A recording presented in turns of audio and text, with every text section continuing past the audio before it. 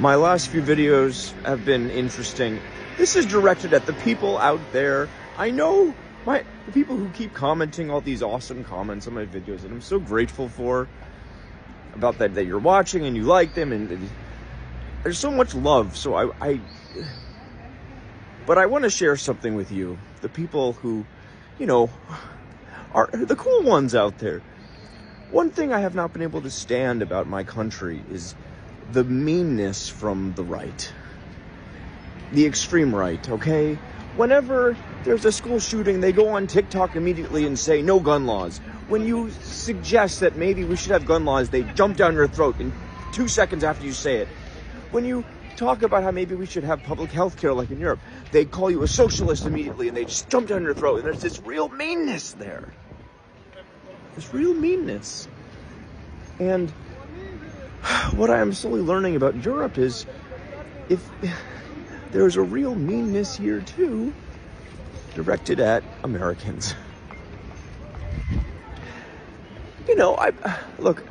I've already admitted and said that this one time I was too loud when I was in the street, and it was early in the morning, and I fucked up, and I've admitted it.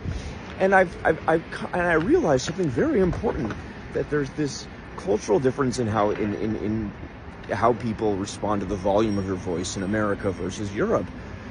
That a lot of people really get offended if you have a loud volume to your voice, as Americans do in Europe. And then when I realized that, there was one person who said, at least you realize that.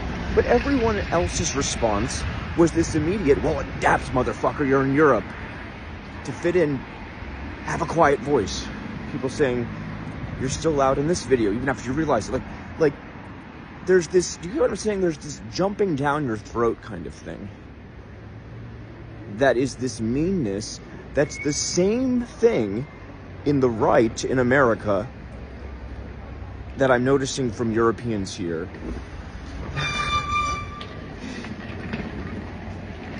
Adapt, motherfucker, instead of, well, it's good that you realized it at least. No sensitivity.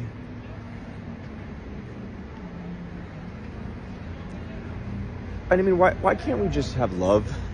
Why can't we just have love and forgiveness? Because really what I feel like this jumping down the throat thing is there's a wealth of resentment that's just built up in people, and they're just looking for anyone to take it out on.